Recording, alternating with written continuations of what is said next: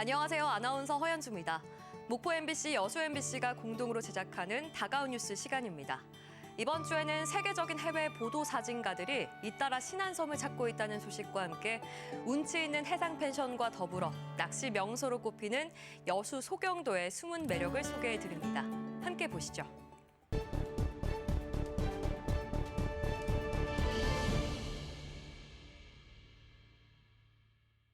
햇볕이 부서지는 해변을 따라 걷는 낯선 이가 보입니다. 폴란드 출신의 사진작가 라팔 밀라흐. 그는 세계적인 보도사진 작가들의 모임 매그넘 포토스의 정회원입니다. 그가 처음 마주한 신안은 여름비가 추적추적 내리는 안개 속의 고요한 섬 그 자체였습니다. And it was absolutely beautiful, a little bit isolated island with like a small villages and little like small communities living in different parts of the island, and the island itself is just an amazing place. It's so. 지난 2021년부터 모두 10명의 매그넘 포토스 작가들이 신안섬을 직접 촬영하는 5년간의 대규모 프로젝트. 라팔은 8번째 작가로 참여해 지난달 21일부터 보름 동안 신안의 우이도와 도초, 비금, 신이, 하이 등 많은 섬과 마을을 누볐습니다. 10명의 매그넘 포토스 작가들이 이곳 신안을 차례로 방문해서 계절마다 다채로운 섬의 모습을 각자의 시선으로 담아내고 있습니다. 해가 저물고 어둠이 덮인 섬은 또 다른 풍경을 자아냅니다. 쉴 새 없이 셔터를 누르는 작가의 손짓. 서로 말은 통하지 않지만 시간이 멈춘 듯한 찰나의 순간, 낯선 이와 주민들은 무언의 교감을 나눴습니다. This word would be connection or journey. Despite of the fact that like some islands are disconnected or it's sometimes difficult to get to certain islands, but you always somehow get there, and you know the connections that you get with local people are always great. Have been always great. 이 프로젝트는 단순히 섬의 풍경 기록을 넘어 저널리즘 사진 작가의 독창적인 시선으로 섬 주민들의 삶을 표현하는 것을 목표로 하고 있습니다. 신안군은 10명의 매그넘 작가와의 프로젝트가 마무리되면 사진집 제작과 출판, 전시 등을 통해 국내외에 널리 소개할 계획입니다. 단순한 촬영을 넘어서 삶의 풍경을 기록하려는 매그넘 작가들의 철학과 신안군이 추구하는 문화예술적 가치가 부합하는 소중한 기회라고 생각합니다. 오는 10월에는 9번째 매그넘 작가가 찾아와 가을 정취를 품은 신안섬의 모습을 담아낼 예정입니다. MBC 뉴스 허연주입니다. 어둠이 내린 바다에 환한 불빛이 둥둥 떠 있습니다. 바로 뒤 여수 시내 야경과 어우러지며 운치를 더합니다. 여수에서 가장 먼저 생긴 소경도 해상펜션입니다. 바다 위 낚시터로 불리는 해상펜션의 가장 큰 묘미는 바로 낚시. 이렇게 한적한 곳에서 밤낚시를 즐길 수 있는데요. 운이 좋으면 감성돔과 볼락을 잡을 수 있습니다. 웬만한 집기류와 가전은 다 있고 숙박까지 가능해 연간 500명의 낚시 애호가가 찾고 있습니다. 마을 어촌계도 해상펜션 운영으로 쏠쏠한 수익을 얻고 있습니다. 이렇게 바다 위에 있잖아요. 오셔가지고 같이 이렇게 낚시도 하면서 또 옆에다가 음식 맛있는 거 차려놓고 드시고. 소경도는 초등학교 분교가 있을 정도로 월호동에서는 나름 큰 섬이었습니다. 지금은 폐교돼 펜션으로 바뀌었고 주민 수도 60여 명으로 절반 이상 줄었습니다. 하지만 배로 15분이면 닿을 수 있고 차량 선적도 가능해 접근성이 좋습니다. 또 수평선을 따라 떠오르고 지는 해를 감상할 수 있는 아름다운 곳인데 그동안 대경도의 그늘에 가려져 왔습니다. 해양 관광단지와 연륙교 건설 등 개발이 활발한 대경도와 달리 소경도는 시간이 멈춘 듯합니다. 이웃의 대경도는 천문학적인 돈을 들여서 지금 그 연육교를 개설하고 일학시설을 합니다. 큰 차도보다도 차도가 안 되면은 사람이 급하게 움직일 수 있는 인도라도 좀 만들어. 육지와 소경도를 오가는 배는 하루 10차례. 관광 개발에 나선 다른 섬에 비해 아직 많이 알려지진 않았지만 숨은 매력을 지닌 소경도가 색다른 관광지로 주목받고 있습니다. MBC 뉴스 김담입니다. 동이 트기 전 새벽 영암의 한 비닐하우스. 탐스럽게 익은 수박이 줄지어 수확을 기다리고 있습니다. 본격적인 출하가 시작됐지만 농민의 표정은 밝지만은 않습니다. 농사꾼은 뭐니 해도 이 농사를 지어놓고 판로가 제일 중요합니다. 판로가 없으면 저리 아무 희망이 없잖아요. 이렇게 잘 팔릴 걸 기대하면서 이른 봄부터 열심히. 이런 농민들의 걱정을 덜기 위해 지자체와 농협, 기업들이 힘을 모았습니다. 지역 농가와 계약 재배 방식을 통해 농산물을 공급받기로 한 겁니다. 지역에서 생산된 농산물을 지역에서 소비하는 선순환 구조를 만들어내고 있습니다. 농가는 수익을 안정적으로 확보하고 기업은 품질 좋은 상품을 꾸준히 공급받게 됐습니다. 첫째는 우리 농가 소득이 많이 증대가 될 것이고, 또 우리 지역의 좋은 농산물이 우리 지역 근로자들한테 소비된다는 게 의미가 크다고 생각합니다. 실제로 HD3호는 올해 영암 지역 농가와 계약 재배를 통해 수박과 멜론 등 직원 간식용 과일 7,500개를 1억 3천여만 원 규모로 거래했고, 대형 마트들도 마늘과 양파 등 다양한 농산물을 지역 농가 등을 통해 1억 원 상당 유통하기로 했습니다.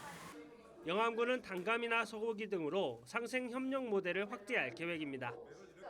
상생 협력을 통해서 지역 경제가 더 커지고 농가는 더 돈을 많이 벌고 또 지역이 더 커지는 그런 일들을 앞으로도 만들어 가겠습니다. 농가와 기업, 지자체가 손잡고 만든 선순환 구조. 유통 과정을 줄여 비용을 절감하고 지역 내 소비를 확대하는 이 모델은 상생의 새로운 해법으로 주목받고 있습니다. MBC 뉴스 박정호입니다.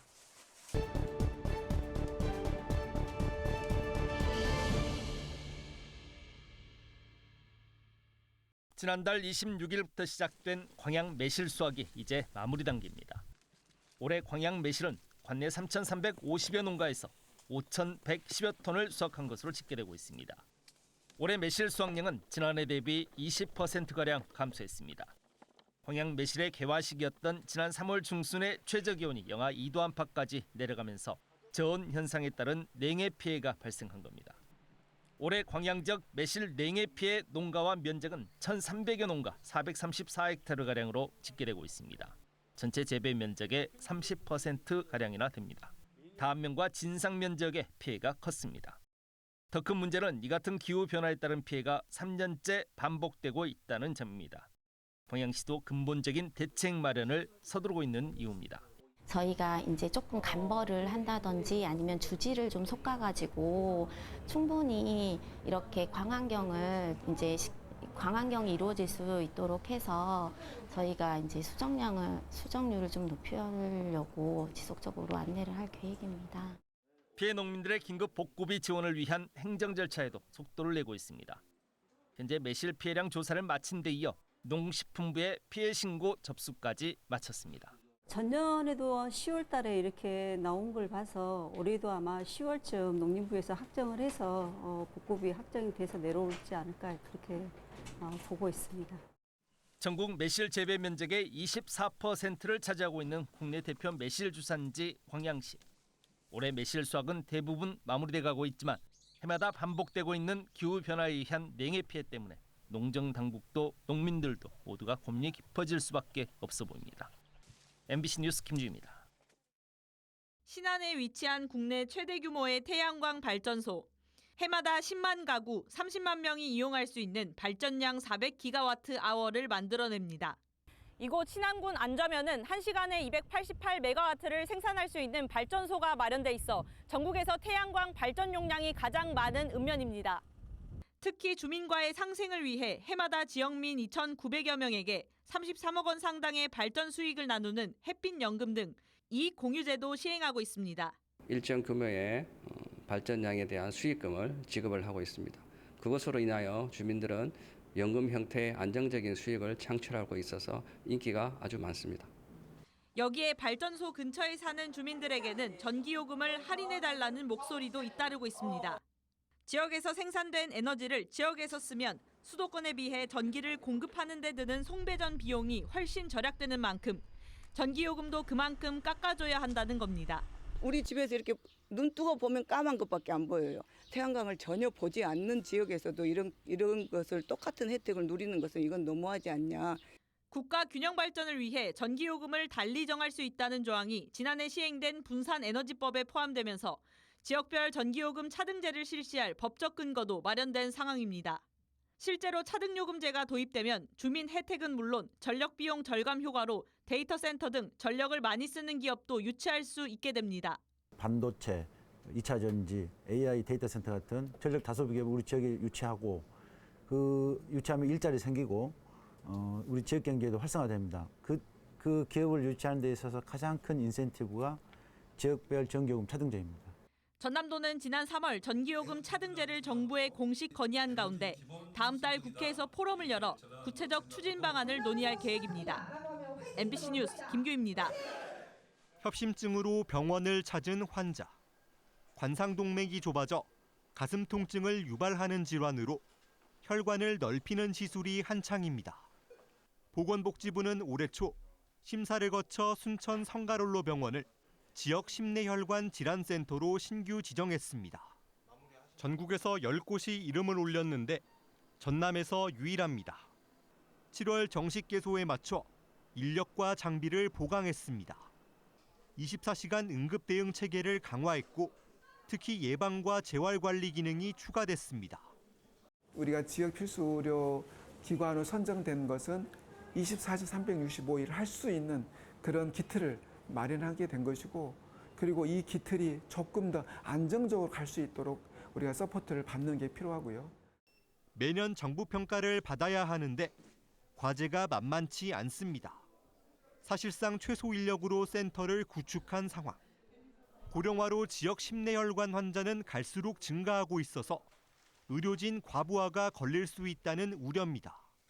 순천뿐 아니라 광양과 여수, 구례와 고흥 등에서 발길이 이어지는 만큼 주민 건강권 보장을 위한 지자체 협력이 필요한 때입니다. 실제 성가롤로 병원을 찾은 뇌졸중 환자 통계를 보면 10명 중 6명은 순천 외 지역에서 왔으며 인근 광양과 여수의 비중이 컸습니다. 순천시뿐만이 아니라 전라남도 그리고 인근 지자체에서도 좀 관심을 가져서 이게 효율적으로 좀 운영이 될 수 있도록 지자체에서 재정을 지원한다거나 인력 풀을 좀 운영한다거나. 센터와 순천시는 우선 지역병원과 진료 협력 체계를 구축하고 인근 지자체와 협의를 이어갈 계획입니다. MBC 뉴스 유민호입니다.